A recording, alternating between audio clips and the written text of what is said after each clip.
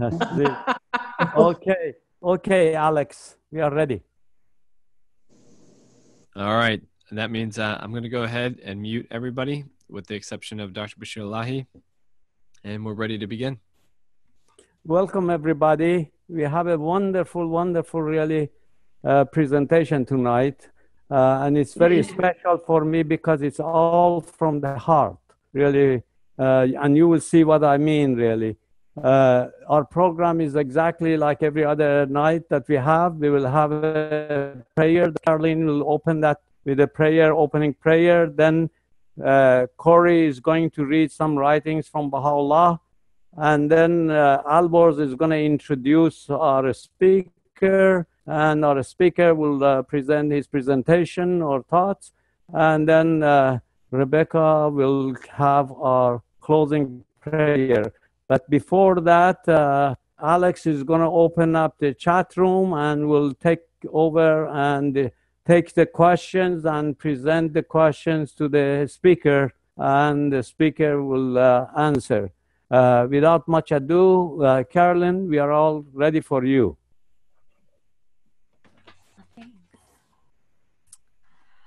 O my God, verily these servants are turning to thee, supplicating thy kingdom of mercy.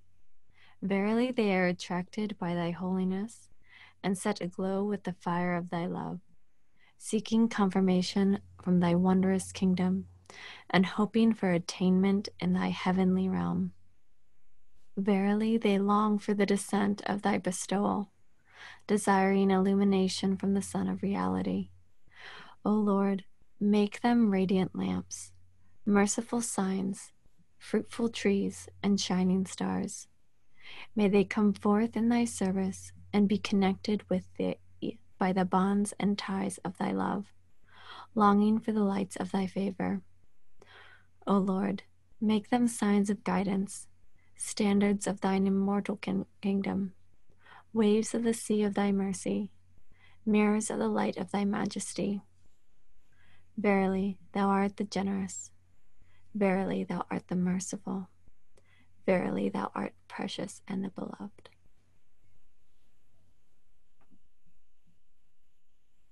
Well, thank you, Caroline. Corey, are you ready? Can everybody hear me? Yes. Okay. Nasser has asked me to speak briefly about just a small portion of the most holy tablet, also known as the tablet to the Christians. So I'll read just a little bit and talk about it just briefly. This is an epistle from our presence unto him whom the veils of names have failed to keep back from God, the creator of earth and heaven, that his eyes may be cheered in the days of his Lord, the help and peril, the self-subsisting. Announce thou unto the priests, lo, he who is the ruler is come. Step out from behind the veil in the name of thy Lord, he who layeth low the necks of all men. Proclaim then unto all mankind the glad tidings of this mighty, this glorious revelation. So we see these two paragraphs are from different parts of this reading, but they both make reference to the veil of names. And what this is talking about is a particular form of attachment. So as we know, in all religions, there's a great deal of talk about detachment, and that's the phrase we use in the Baha'i revelation, but there's other phrases for the same concepts. This is referring to separating ourselves mentally from the things in the world that might block us from God, from growing closer to God. It's not necessarily renouncing those things or destroying those things or cutting yourself from those things entirely, but it's preventing them from being a blockage between you and enlightenment, between you and God. And we often think of the basic things, money and power and comfort, pleasures and all these things. But one of the more abstract things that can just as easily be an obstacle is the veil of names. And that is attachment to particular titles or particular identity. Right. So if you say, oh, well, I can't listen to any of these ideas from this new revelation because I'm this or I'm that. I'm a Christian. I'm a good Christian. I'm a good Jew. So I don't want to listen to any of it. Then you're hiding yourself behind the veil of names. Because ultimately the name, the title, whatever name or title you ascribe to yourself, it doesn't really matter. The wisdom is all coming from the same source. And so we're encouraged not to let attachment to a particular title or a particular identity that we've created for ourselves be an impediment between us and God. So we're told to step out from behind the veil of just being attached to a particular title. Thank you, Corey. Albors? Hello, everyone. Can you hear me? Yes. Wonderful. The reason that Corey read from that particular tablet is because our speaker tonight is someone who very elegantly conquered the veil of names. Ray Ciafardini is a gentleman who had a Catholic upbringing. He's very well versed in the scholarship and the true meaning of many passages within the Bible. But ultimately, as he went on his journey to become a Baha'i, he began to make some realizations about how truly wondrous the message of Baha'u'llah was and what it meant to him, a person who still very much is in love with the message of Jesus Christ. This is an honor and an experience that, unfortunately, I will never have. The reason that the most holy tablet is addressed to non-Baha'is is because overcoming this veil is one of the most wondrous things that you can do. In his personal life, Ray is a life coach. He uses incredible methods that I could not begin to explain to you to take people away from their trauma and make their lives better. And I ascribe much of his success, although I may be wrong in saying this, to his ability to better his own life. And that started with overcoming this first veil. Without much further ado, I'd like to yield the floor to Ray. Thank you, Elmors. I appreciate that. I think it's easy to see that you are a student of Dr. Nasser's. You give people Oh my God, a reputation to live up to, so I appreciate that. So first, let me thank everyone for being on tonight, because I recognize that on a Friday evening, if you're on here, it means you aren't somewhere else, and I appreciate you taking time to hear my story, so thank you for that. Tonight, I am going to share my story, my Baha'i journey, as you saw the title, and I believe that each of our faith journeys is important.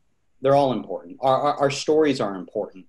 Elbor's mentioned that, you know, he didn't have that, you know, that journey that I had, and each and every one of our stories, because no one's born a Baha'i, right? So whether you were born into a family of Baha'is and you made that decision later on, whether you're someone who, like myself, who was raised in a different religion and decided to declare that you're a Baha'i, or right now, if you're on this call, you're a seeker. And I will tell you that if right now you're on this call and you're not a Baha'i, what I'm going to share tonight, as I was putting my notes down on paper, this was for you, because I know what it's like to be at a fireside, and depending on how you got here, I'll share my feelings about my first fireside here shortly.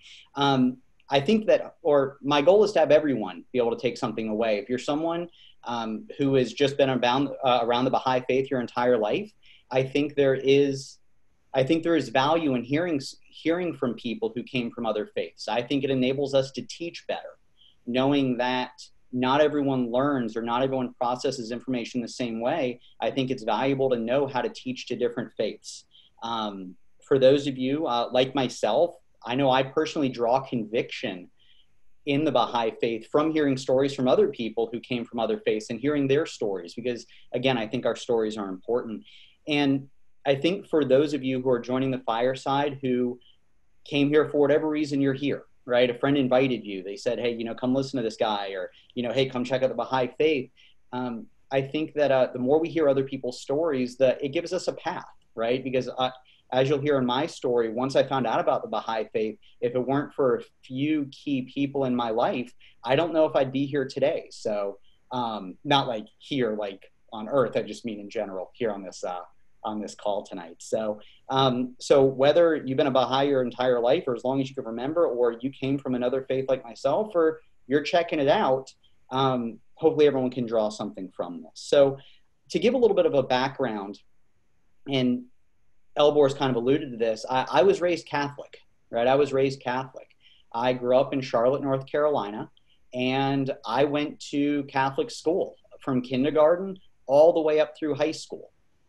And I will say that throughout that time, I was Catholic by name, and it was just kind of my identity, right? I went to a Catholic school, 99% of my class was Catholic, and it's just kind of what we were. It didn't really necessarily mean a lot other than it's just kind of how we identified. And there may be times in your life where that's kind of how you felt about your faith, where it was just kind of, I was just going through the motions, went to church and just kind of did my thing because that's what I was. And it was never really a conscious decision to be Catholic. That's just how I grew up. So I wasn't active in the faith. I just identified as Catholic. So, you know, as time went on, I went off to college. I had the opportunity to live up and down the East Coast. And I will say that my Baha'i journey really started when I made my way to Baltimore. So I had just closed down a small business I was running in Columbia, South Carolina, and I wasn't looking, right? And I moved to Baltimore because of a girlfriend at the time, no longer together, and I wasn't looking, and I felt something, right? There was definitely a void because I was Catholic by name, and I didn't have that part of me, right? If we look at the four parts of the human person, the spiritual, the mental, the emotional, the physical, I had the spiritual aspect by name, and I didn't feel fulfilled in it. Now, again, my identity was based on this. So it's just kind of, well, what's your faith? I'm Catholic, right? It was an easy response. So her family, my ex-girlfriend at the time, or my ex-girlfriend now, she was Catholic. Her family, devout Catholics, and her aunt was living in an apartment complex, and she happened to meet a Baha'i who was coming around, who was inviting people to she was inviting children to come to, I don't know if she mentioned Baha'i or not, but it was like a children's class, right? So my aunt, or my ex-girlfriend's aunt, she invited her in and they started talking. And they got on the topic of faith. And she had invited my girlfriend at the time's aunt to come to a fireside. And she said, hey, I'm not looking right now. I'm Catholic. I'm good. However, my niece may be interested in checking it out. She's kind of on her spiritual journey. So I remember Erin, that was her name. She came to me and said, hey, we've been invited to a fireside. And I'm like, okay, what is it? Now, Catholics, we just went to church, right? We just went to church. I didn't know what a fireside was, didn't have a grasp of it, hadn't studied really other religions other than what I was taught in school. And all of that was just based on, you know, the view from being a Catholic. So I heard this term fireside. She goes, hey, we're going to some guy, this guy's not at Nasser's house.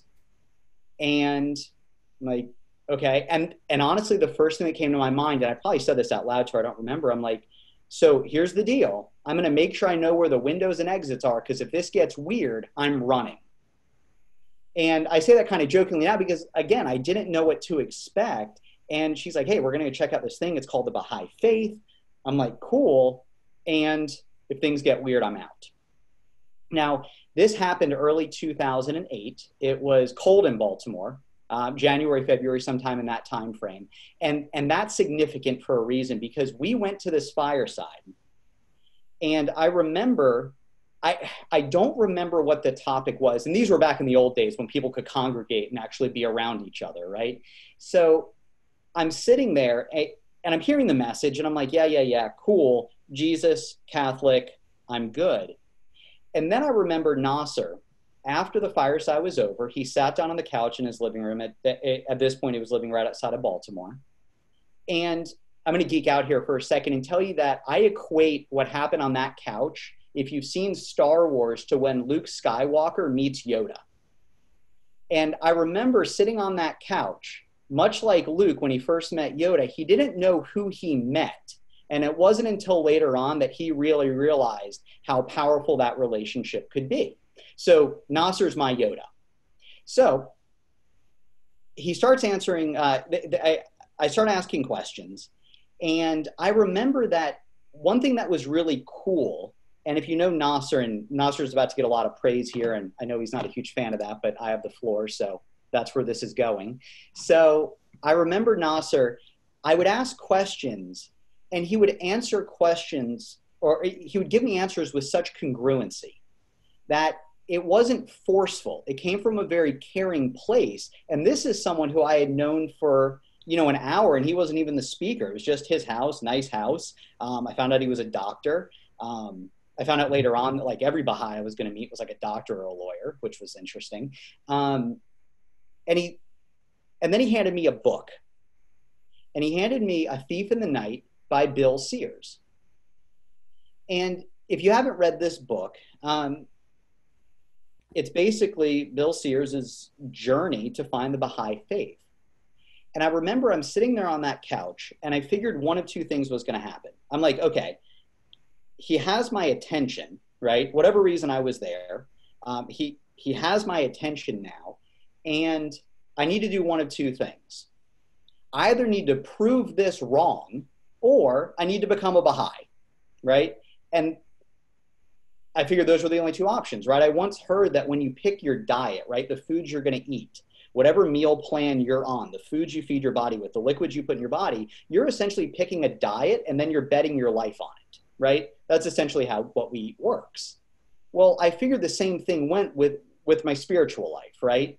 Maybe not necessarily this life, but the afterlife, that I either needed to figure out that everyone in this faith was absolutely wrong, or I need to be a Baha'i. That's where I was at this point. I had a decision to make. And it all started because of just this man's just his genuineness and his conviction in what he was saying. And it wasn't forceful. He's just like, hey, here it is, right? And if you know Dr. Nasser, he presents things, right? And you take what you want from it. And that's what that conversation was. And it put me down this path. So I went home and I read that book. It couldn't have been more than 5 or 6 days.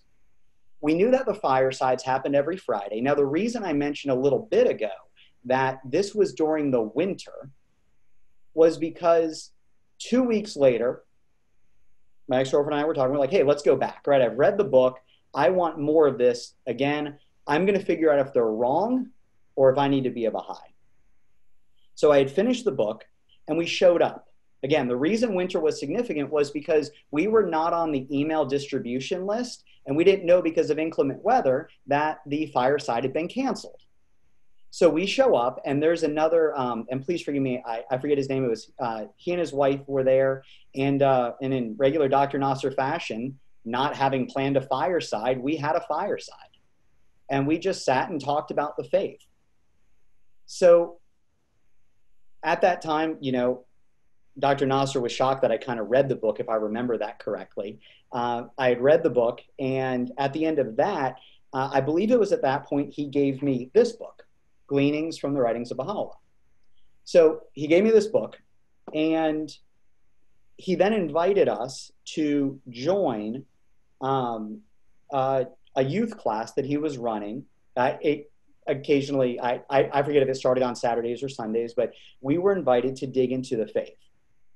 And not only that, he invited me every Tuesday evening to come and study the writings with him. Now, I'm talking a lot about Dr. Nasser, and this is going to come full circle here in a moment, or I guess as I start to wrap up towards the end of this message, to say that it was those moments that had I not had someone, if I didn't have some sort of guidance, it would have been easy to have just come to a Fireside and not known what to do. So here I am, I have my Yoda. He's teaching me every Tuesday. I'm part of the youth class. He gave me more and more to read. And it's funny because I remember after months of studying together, and I'll get to when I decided that I was a Baha'i, that it was funny because he said at some moments, he's just like, you're so close, you're there, right? And it was important along that path. And I think for those of us who have felt people in our lives, we're like, you know what, like this just, it makes sense for you, right? And we want to say something and we don't, we're restrained. And that's a good thing, because I promise you that if at any point in time, Dr. Nasser had pushed, I don't know what would have happened, right? And it was just his willingness to pour into me and teach that made such a difference along that path. So we're going to classes. I'm studying with him every Tuesday. And then there was a turning point. So I'm very type A, right? Very type A. If you're familiar with the Myers-Briggs, I'm ISTJ, right? Very, very right-brained. So as I'm studying with him behind the scenes, I'm studying the Bible, I'm studying the Quran, because on his wall, and I was given, it wasn't this picture specifically, but this picture I saw somewhere, and let me see if I can share this. All right, so I saw this. So hopefully you can see this. It says the essence of all the prophets of God is one and the same. And I saw oneness of God, oneness of religion, oneness of mankind, equality of men and women, harmony of science and religion. Now, let's start with the last one. I'm like, cool, men and women equal, done, got it. I'm cool with that. Harmony of science and religion. I'm like, okay, that's kind of new, because that's not really how it worked where I came from. And I can wrap my head around that. That sounds good. I want to learn more about that. Then I saw oneness of God. I'm like, yeah, oneness of God, got it. Oneness of religion. And when I saw that, I'm like, well, yeah, my God is the right God. My religion is the right religion. And sure, we're all one mankind. Got it, check. So I saw this, and I saw these different religions, and I was introduced to this idea of progressive revelation. So in an effort, like I mentioned, to prove the Baha'i faith wrong, well, I had to figure out which pieces of the puzzle didn't fit. And the only way to do that was start with what I knew, Christianity, figure out, did it actually connect to Islam? And then, did Islam actually connect to the Baha'i faith? So I'm studying the Baha'i writings with Dr. Nasser, and then behind the scenes, I'm looking for these puzzle pieces to say, is this idea of progressive revelation, is it true? Now, there was another fireside along the way. I went to pretty much every fireside I could go to. I love the rice, I love the chicken, and I just loved getting all this information. So Pat Coley, he gave a fireside, and he shared this. This is from the second epistle of Peter. This is chapter 1, verse 20. And he shared, knowing this first, that no prophecy of the scripture is of any private interpretation. And when this was explained, now having been in Catholic school, I never read the Bible, so I learned more about the Bible, I think, going to Firesides than I did while I was in school. That when I heard this, I'm like, okay, cool. So the Bible tells me that it's not up to me to make the decision as to whether or not what the prophets are saying or the manifestations are saying is true, right? If Jesus said that a prophecy had been fulfilled, that wasn't up to me. It was up to him if I believed who he truly was. Does that make sense? For those of you I can see, can I get a thumbs up? Like, is that making sense so far? So I had that first piece that, okay, I get it. I know who Jesus is. I believe what he's saying. So now I need to see, does he say anything that connects Christianity? And I'm giving you a high level 30,000 foot view of this thought process at the time. That then I saw, well, Jesus did say, I must go so he may come. I have many more things to tell you, but you cannot bear them now. So what did that mean? Well, you know, in Catholic school, I was taught that was the Holy Spirit, that sort of stuff. But then I saw this idea of progressive revelation. I'm like, maybe that's it. Maybe he wasn't telling me that it was the Holy Spirit. Maybe he was saying that someone else was going to come. And so I had a small link, right? That's when I started looking into Islam. And I needed these pieces to connect. I needed this to happen before this followed. Just kind of how I operate. So I'm studying with Dr. Nasser. I'm starting to make these connections, start reading the Quran, start digging in there. And Then one night, and this was the big turning point. There was a night where I had a dream. This is after months of studying, digging in, trying to prove the Baha'i faith wrong. And I had this book in front of me, this big open book, and I was erasing all of the words out of the book.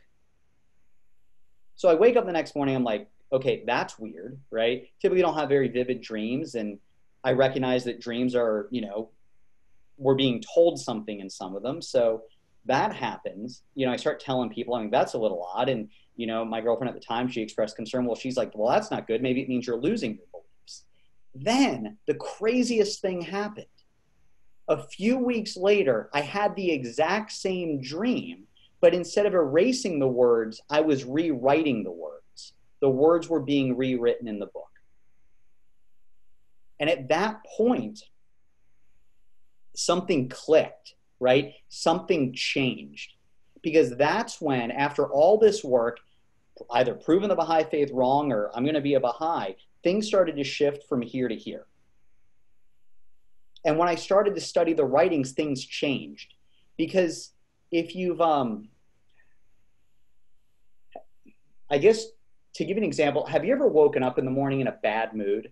And then it doesn't matter what it is, it could be the same things that happen the next day and those things just kind of set you off, right? Nothing's changed except the way you're seeing the world. Some days you wake up in a good mood, doesn't matter. You can be stuck in traffic for 2 hours and back when everyone used to drive around and be outside and stuff, but you get the idea, right? So that view, once things shifted from here to here, the words I was studying, they changed. Because what I started to see was that another example that I was given in relation to this picture was that each of these are mirrors reflecting the light of God to earth. And in that moment, that second dream, what I realized was that for my entire life, I was so focused on the frame around the mirror that it was the frame of Jesus, much like Corey started with, the veil of names, that I was stuck on the frame and not what was being reflected. And in that moment, all of the frames around each of those mirrors dissolved. And what I saw was that it was all God. Now, I didn't declare at the time. I still had some more studying to do. Still had some more work to do. Well, and I do want to share, I had concerns through this process, right? I'm like, well, now that I'm feeling this way, did I give up on Jesus? Did I just give up on the first 30 years of my life, or however old I was at the time? What is my family going to think? What are my friends going to think? When I start telling friends about this, are they going to start looking for windows and doors that if things get weird, they're going to start, running for the exit? And I had these concerns. I didn't know how this was going to go. Well, one of the assignments for our class, for that youth group I was a part of, and, it's cool just to share with you, Alex was in this youth group. Talal was in this youth group. We had, I remember, I think I met Elbors 10 years ago, right? And it was cool to see their progression and see these young people who had such conviction and that, they were okay. So maybe I could be too, right? So one of these assignments, though, we were all in this youth group together, was to get a class and we find people from each of the major world religions to teach on each of those religions. And it was essentially progressive revelation. So as I start finding these people to present, right? We had someone present on Judaism, Christianity, Islam, Baha'i, and we probably had 20 or 30 people there. And it was that day where I handed Dr. Nasser my card, right? I said, hey, this makes sense. I'm all in. I'm a Baha'i. And that journey, I got into the weeds on some of that. I got specific because I think the more specific we get, the more we are actually all alike. And through that journey, there were times, there were concerns. And honestly, I don't care if you've been a Baha'i for as long as you can remember, or if you can, or if you declared at some point, or right now you're watching me and you're currently, you know, another faith or searching, whatever your situation is, you probably had concerns along the way. And it was cool to see that at any given time there was a concern. It was backed up by something in my life to show me that that concern, while actual and real, there was a way to get over it, right? I mentioned, well, you know, what are my friends going to think? Well, these people are Baha'i. They have plenty of friends, right? You know, what are their families going to think? I had met other people that had come from other faiths and their family still accepted them, right? And I mentioned that concern of how does this change my relationship with Jesus? And this was probably one of the coolest things that I felt, that my relationship with how I viewed other religions and how I viewed Jesus, I didn't give up on any of them. Everything else became bigger. Because I didn't see Jesus as just Christian. What I saw him as was a much larger piece.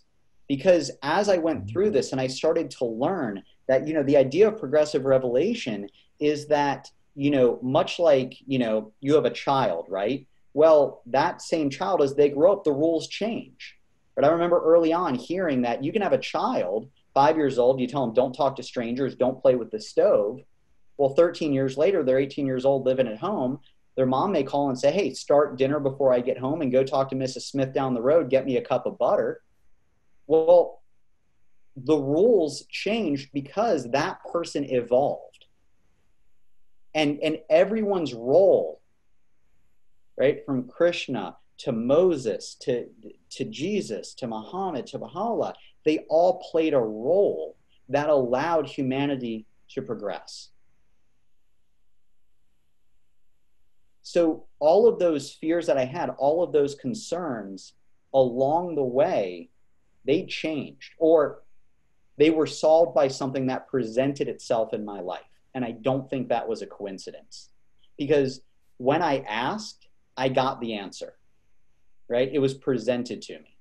Now, I will say, and I think that this is important because,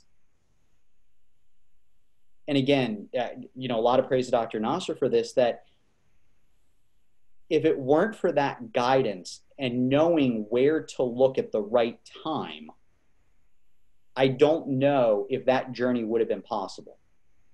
And I say that for those of you who are either, you know, maybe you are a Baha'i and maybe things aren't necessarily in the faith going the way you want them to, or right now you're like, hey, I like what I've heard at previous Firesides, yeah. Or maybe you're just thinking, yeah, I either need to prove Ray wrong or I need to Baha'i or be a Baha'i just like I did when I met Dr. Nasser, that the answers are out there.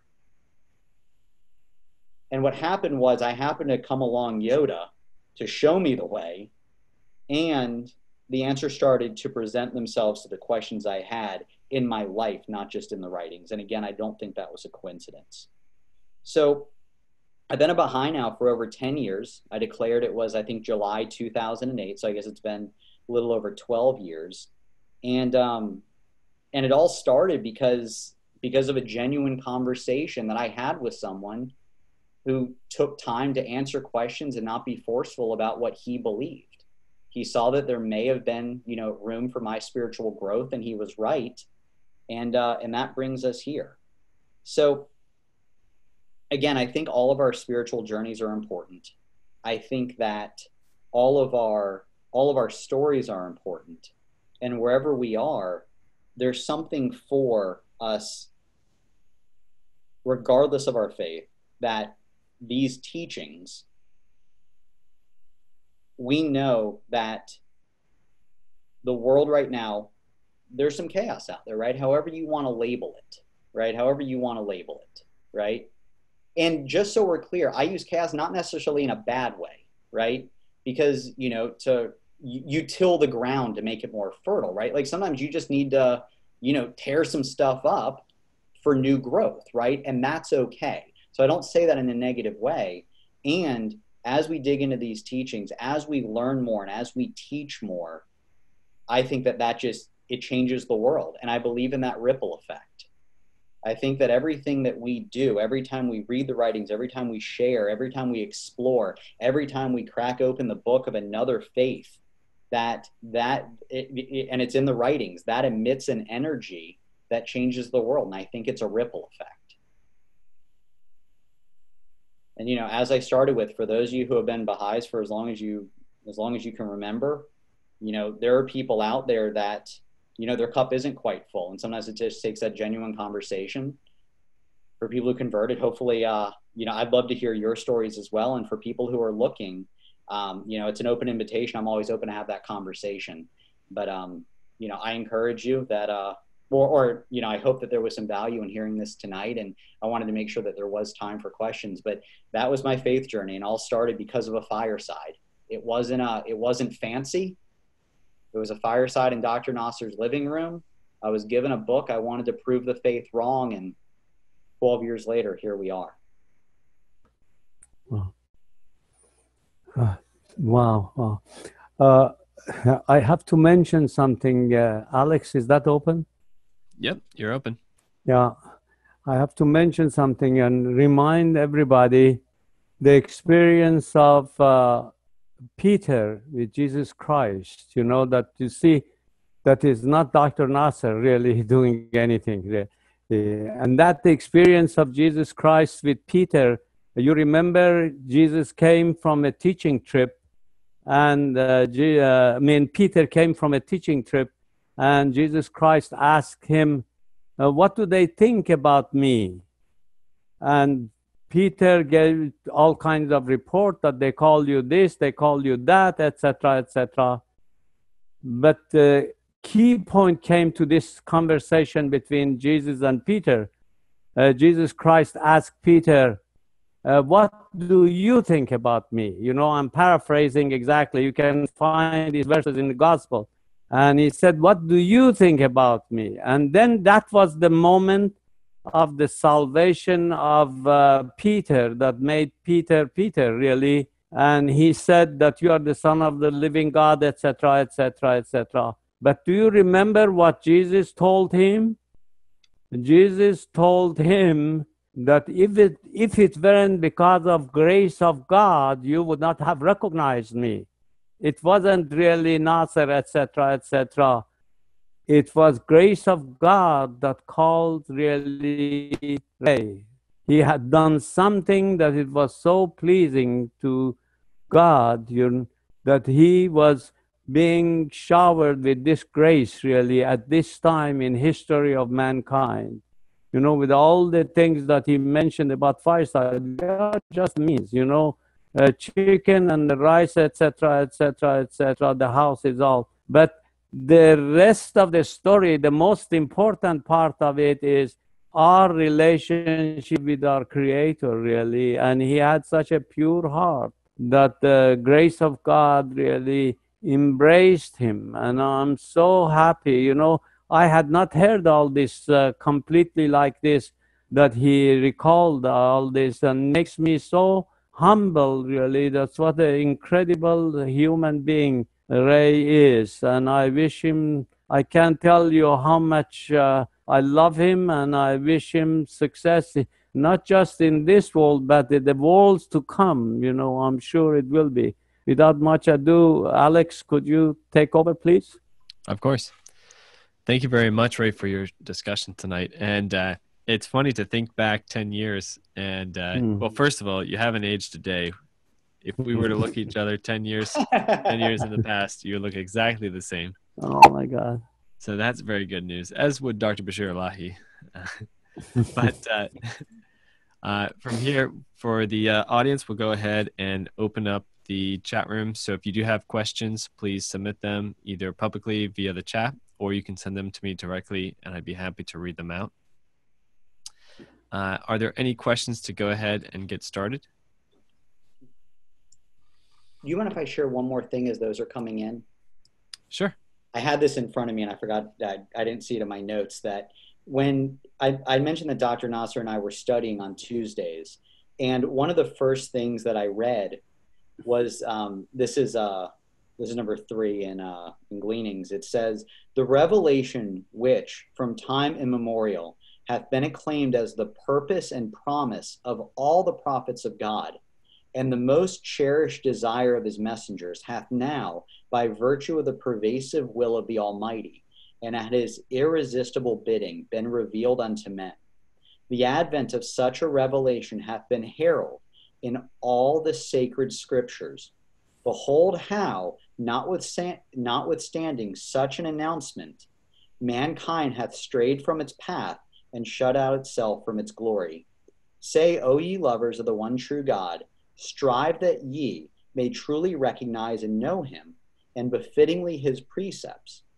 This is a revelation under which, if a man shed for its sake one drop of blood, myriads of oceans will be his recompense.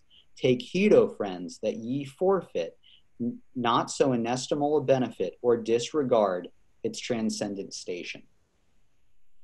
And when I heard that, that was one of the things where I'm like, okay, if this is true, I need to get in on that, right? Like, I need to, like, I don't want to be wrong on this one, right? And that was, so I had that marked to read earlier, and that was, when I think about that idea of progressive revelation, and once those mirrors melted, it made sense that they were all sharing the same message, that the only difference was how we were perceiving them, as Corey started with that idea of the veil of names. So, cool. What happened to your girlfriend? She brought you to the fireside. Did she become a Baha'i? That's, yes, I think, yeah, she did. And, yeah, I don't know what happened after we broke up. So, Alex, you can edit that out. Not a problem. Ray, tell us, in the early part of your journey, what were some of the more impactful texts that you came across? Obviously, in the Baha'i faith, there are absolutely so many different texts to get started with. You had mentioned William Sears's book. Were there any other texts that you recommend to others on the early part of their journey, and as they venture into some of the more kind of denser texts? Yeah, that's a great question. So, so I will say that one of my, I'm okay at a lot of things. One thing that I'm really, really good at is when it comes to reading and hearing things, I have really strong recall. I have a good memory. I can hear things. I can remember them when it comes to reading stuff, right? So my experience when I first started reading them, like A Thief in the Night, it was a cool book, and that was kind of that puzzle, right? Because Bill Sears in that book, he takes stuff and like he starts looking at like how a day equals a year, and he starts doing all like this. He's looking at the Bible and connecting it to the Baha'i faith. So I'm like, that's cool. And I did recognize that that wasn't like the words of Baha'u'llah. I recognized that those weren't the words of the faith. That was one man's kind of interpretation, right? So while I did start with that book, it wasn't what, it got me thinking because I like that type of writing. Once I got into the readings or in the writings of Baha'u'llah, we started with Gleanings. We read the Book of Certitude. Now, as I was reading these, like I said, behind the scenes, I was trying to prove it wrong, right? So I was looking stuff up. So it made sense because I hadn't studied the Quran, and I had to make sure I understood what Muhammad was saying to make sure that, you know, books like this weren't misinterpreting what he was saying to make a false connection. So I say that to say that as I was reading these, there was more to it than just reading the writings, because I don't know if I would have understood what they were without, you know, Dr. Nasser, like sharing some of his wisdom, obviously, and me studying those other things. So I think the Book of Certitude is, that was very impactful because it connected dots for me, right? And for some people that may not be their path, but for me, that was very helpful. And then Gleanings, it was cool because, you know, it's little snippets and you can kind of take what you want. And what I found is that, you know, if you're on this journey, what you need will present itself. That what you need will show up when you need it. So I don't know if that necessarily answered your question. It was the Book of Certitude. It was Gleanings. Again, Bill Sears, cool stuff. And it wasn't like reading the writings of Baha'u'llah. Hearing each of you present those mornings, those Saturday and Sunday mornings, and I say you, Alex, and the other people who were part of that group at the time, that hearing each of you speak and present, that was significant as well. Because it was one thing to just, hey, here are the writings. It was cool and it was impactful to see what other people thought of them and hearing those interpretations. So that, I'd say being around other people, right? Don't go on the journey by yourself, because everything I just mentioned, whether it was the Book of Certitude, Gleanings, or anything that we studied as a group, there were always other people involved who helped shed light on what was going on. It didn't make sense for me to go out there and try to figure it out by myself, because I wouldn't have understood what was happening. I wouldn't have understood the writings, because if I had just looked at the Baha'i writings through the lens of being a Christian or a Catholic, I would have read them and proven myself right. Does that make sense? Absolutely. Yeah. We're going to say something, Dr. B? Yes, we are all together, really. The sooner that we realize that how we are connected with each other and how much we can help each other. No one person can do anything, really. It is the power of unity. It's the people. I mentioned that even in a small group, and it's not exaggeration. I get power from people, from everybody. This is not a joke, and you have to open your heart, then you will see that. You will see that truly. This morning I had a visit with two really beautiful souls. They have not even heard about Baha'i faith. I don't think that they have even heard about Baha'i faith. But I was so charged by these two human souls. One is over 93, 97, something like that. It's just an angel. He's an angel. And the lady that is taking care of him, she is truly, if you want to really see an angel on the face of the earth, she's one of them, And you know how he found her? It was amazing. He said, and this is a story from her. She said that I was in Baltimore, and he looked at me. He said, "What can I do for you, or what's going on with you?" She said, "I'm hungry." This is amazing. This is a lady in the city of Baltimore in the street that this gentleman sees her and recognizes that we are really helping each other. It's like helping ourselves. And as a result, she was in tears when she was talking about these things. And I was almost, if I had to stay there a few more minutes, I would be crying like a baby, because of what this lady was saying, and how this relationship is not a physical relationship.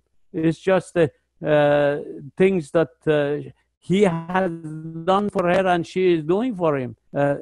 We have to experience these things that we realize that is really true.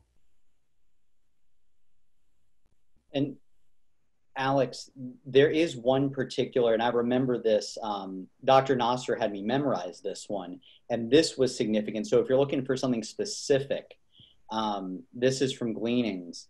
Having been, Catholic, and I was looking for those connections, Baha'u'llah says, "Know thou that when the Son of Man yielded up his breath to God, the whole creation wept with a great weeping. By sacrificing himself, however, a fresh capacity was infused into all created things. Its evidence is as witnessed in all the peoples of the earth are now manifest before thee. The deepest wisdom which the sages have uttered, the profoundest learning which any mind hath unfolded, the arts which the ablest hands have produced, the influence exerted by the most potent of rulers, are but manifestations of the quickening power released by his transcendent, his all-pervasive and resplendent spirit." And that clicked for me, because and again, as I started looking in those mirrors around those names, those titles of the manifestations, as they started melting, it made more sense why they were here. That I'd heard this at a fireside, that the idea that Jesus came and died for our sins, that, the idea of this ransom being paid, if you will, right? That this idea that, looking at science, and I remember this example, heard it at a fireside, that, nature loves entropy, right?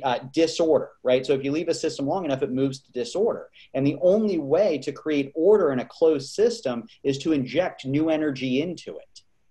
So when we look at we look at when these manifestations were coming, it's because they came in a lot of cases to like the most debased people at the time, right? Where just it was complete chaos in those worlds.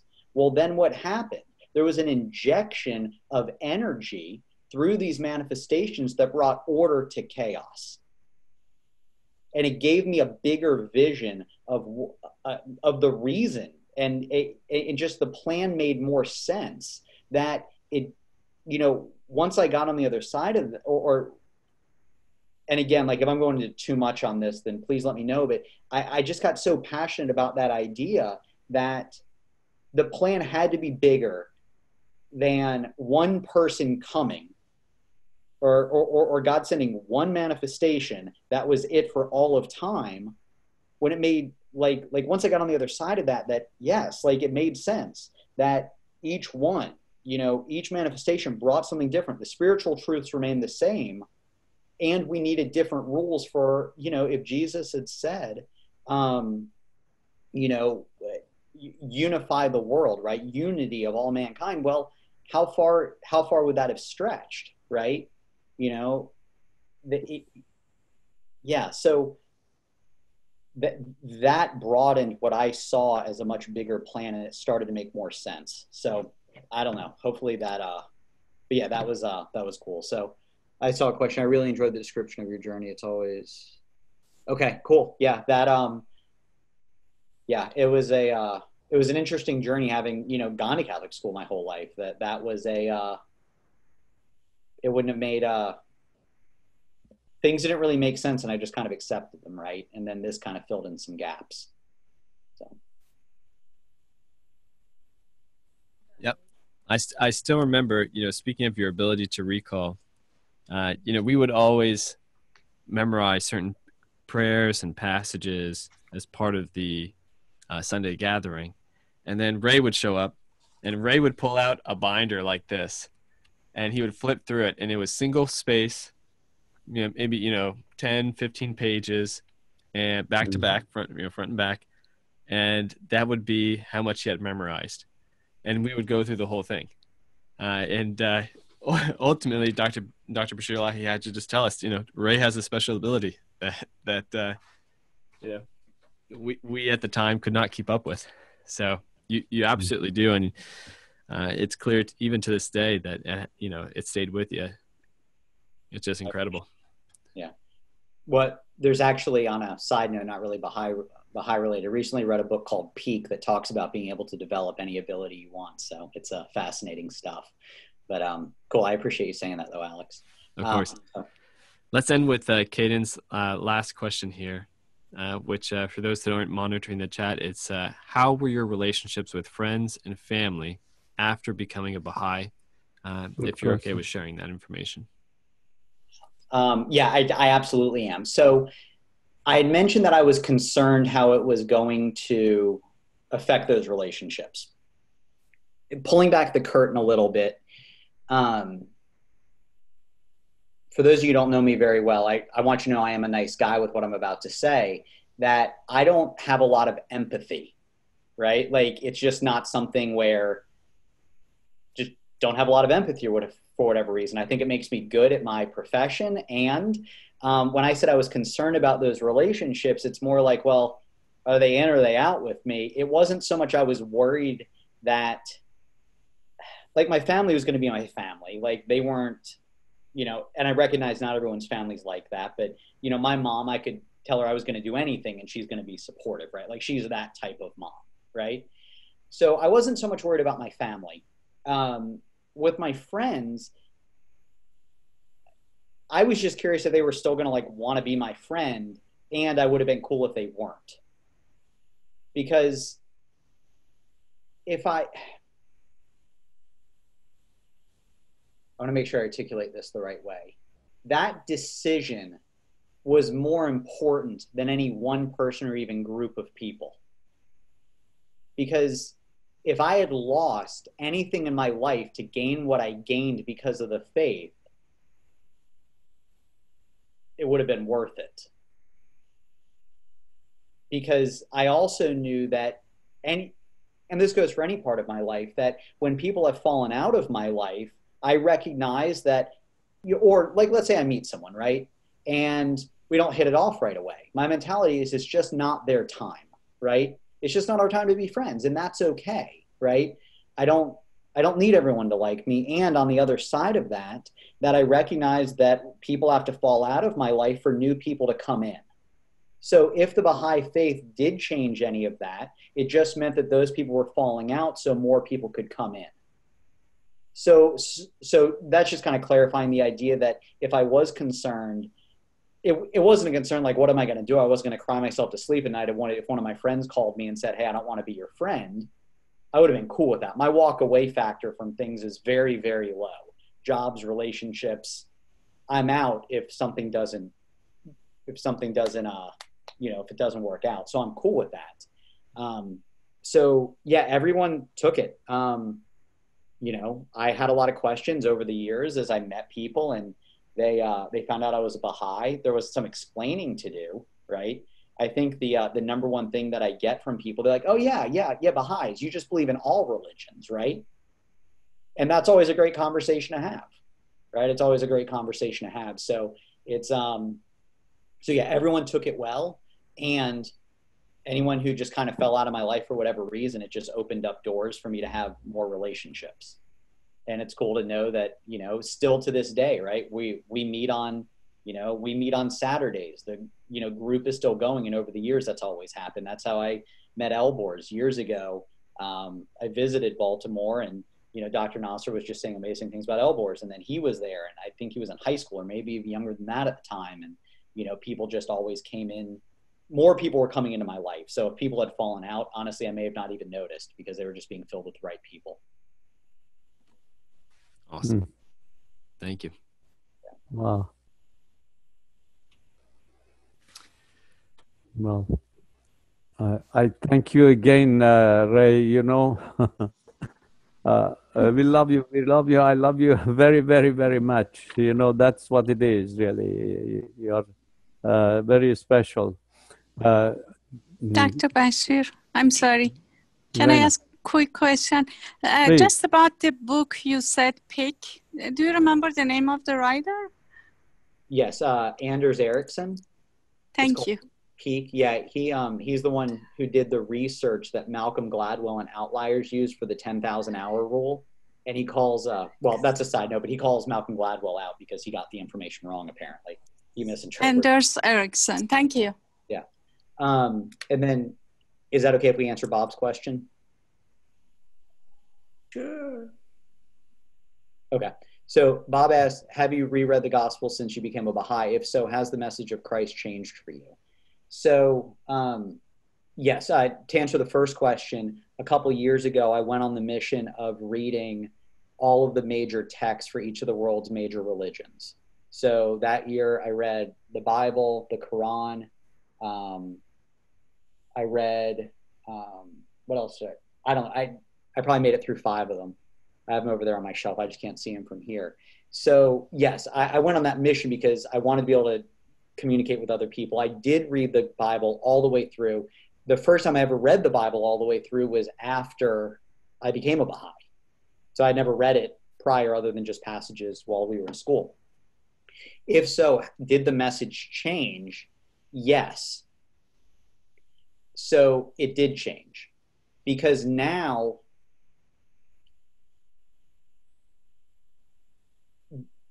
I could see it as if the dots had already been connected, not like the dots were still being connected, if that makes sense.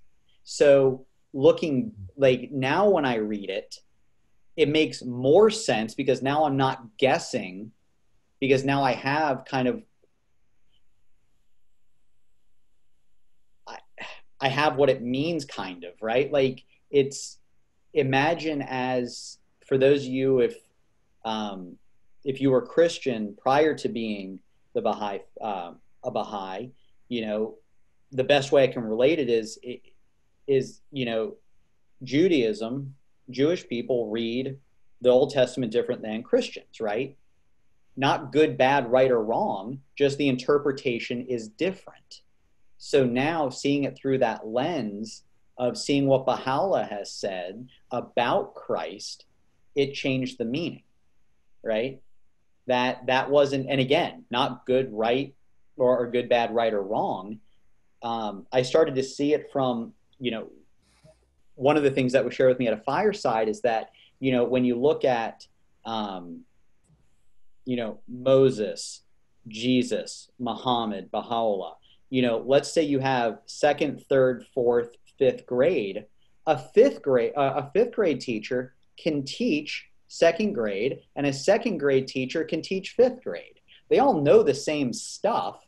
The only difference is who's their audience. So the message did change because now I recognize that Jesus was teaching to the people a message that they could handle at the time, much like Moses was teaching a message to a people that they could handle at that time. But as we got older, it doesn't mean that Jesus was any better than Moses, Baha'u'llah is any better than Jesus. It was just the message that was being delivered at the time. And sure, could you argue that some messages were more intense? Absolutely. I think there's evidence of that, right? That, you know, that certain things were more intense. And it doesn't mean that anyone was better or worse than the other. I just saw it through that lens. That I kind of saw, yeah, that part of it. Did that answer the question, Bob? Okay. Cool. Thank you. How long was your journey of spiritual search? I am 38 and a half years old, so I'm going to say 38 and a half years. I don't think I'm done yet. So there's always more to learn, always more to grow, and probably not the answer you're looking for. And I think that's just kind of how it is, right? I mean, I'm, you know, to this day, you know, I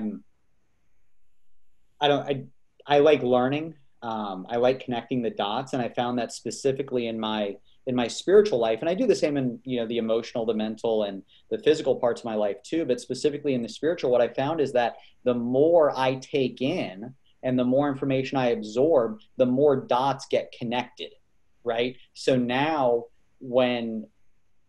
before, and I'm still growing in this, so please don't take this as me like sitting up on here like all enlightened, because that's not what I'm saying. It's that now when I read something, I don't have to go and I don't have to pull out the Bible. Now it's like, okay, cool. I remember this from the Bible. I remember this from the Quran. I remember this from this. That's how it all fits together, right? That now it's just kind of the pieces are there. And I just feel the more I can do that, the better, like I feel better about my spiritual faith because I know that I'm growing, right? And when I'm having conversations with people and I want to teach and I want to, you know, I feel now that I'm much better equipped to talk about the Baha'i faith with a Christian because I've read the Bible now. I can connect those dots. I'm much better equipped now, even having never really been around a Muslim, that now that I've studied and I've spoken to Muslims and stuff like that, I can start to connect those dots. So that spiritual journey is ongoing because I want to be able to connect as many dots as possible because I believe it puts me in a position to be able to share the faith in a much more one where I'm not defensive about the faith, where it's just, hey, here it is, here to answer your questions. And I can speak with some, for lack of a better term, authority, just because I can pull information, and authority is absolutely the wrong word, but that's, yeah. So the spiritual search is still ongoing, always looking for new ways to learn and grow. Awesome. Wow. Appreciate your answers there, Ray. Yeah. No. Rebecca, are you there? Could you please say a closing prayer? Then Alex will open. Sure. O divine providence, this assemblage is composed of thy friends who are attracted to thy beauty and are set ablaze by the fire of thy love. Turn these souls into heavenly angels resuscitate them through the breath of thy Holy Spirit. Grant them eloquent tongues and resolute hearts. Bestow upon them heavenly power and merciful susceptibilities. Cause them to become the promulgators of the oneness of mankind and the cause of love and concord in the world of humanity, so that the perilous darkness of ignorant prejudice may vanish through the light of the Sun of Truth.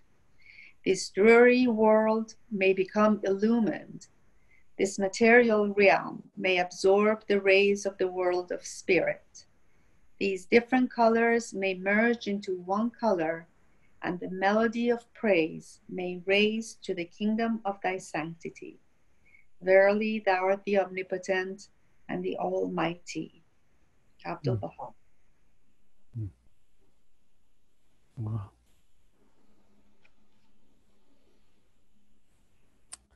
Thanks, everybody. Alex, you're on. All right. Everybody should receive an invitation to be unmuted. Thank you all for joining tonight. Thank you, Ray. It was wonderful. I really enjoyed your journey. Thank you. Yeah. Thank you. Thank you. Thank you. Where do you live now, Ray? I live right outside of Atlanta.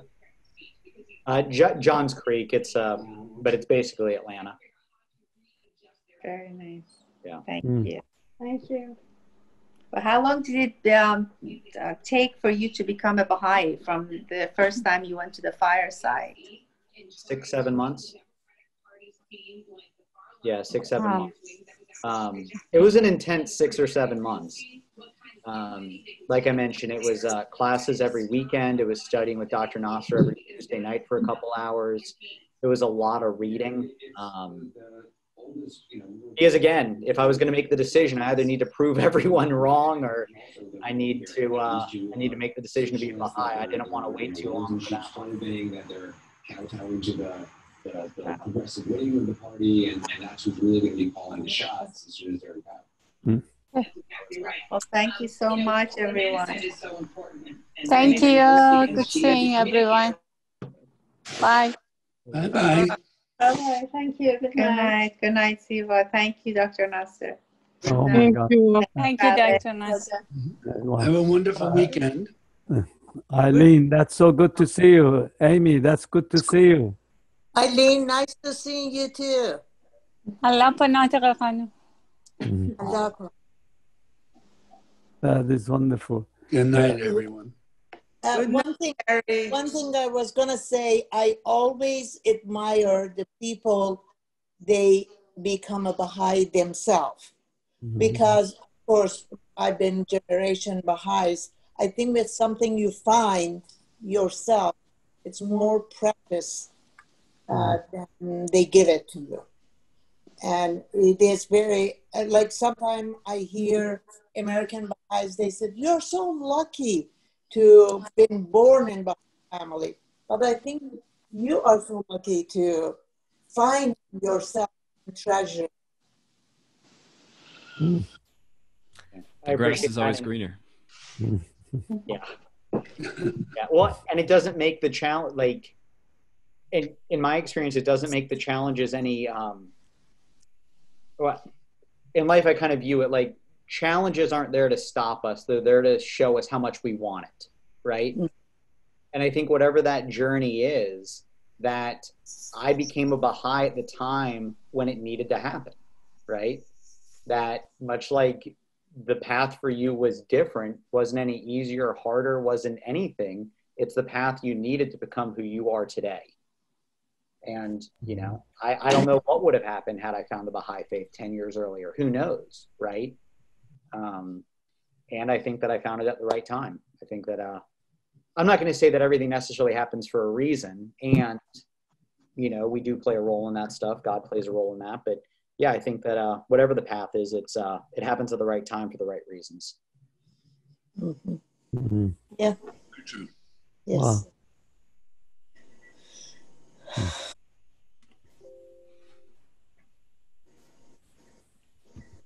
I can't thank you enough, Ray, for sharing this really heart-to-heart experience that you have had.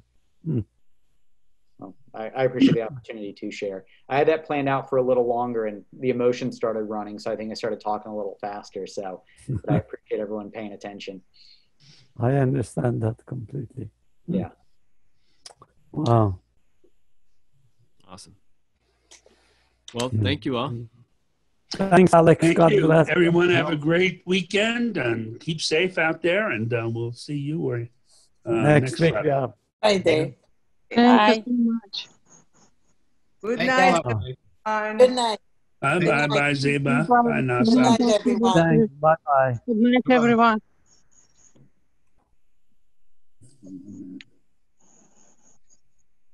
Almost.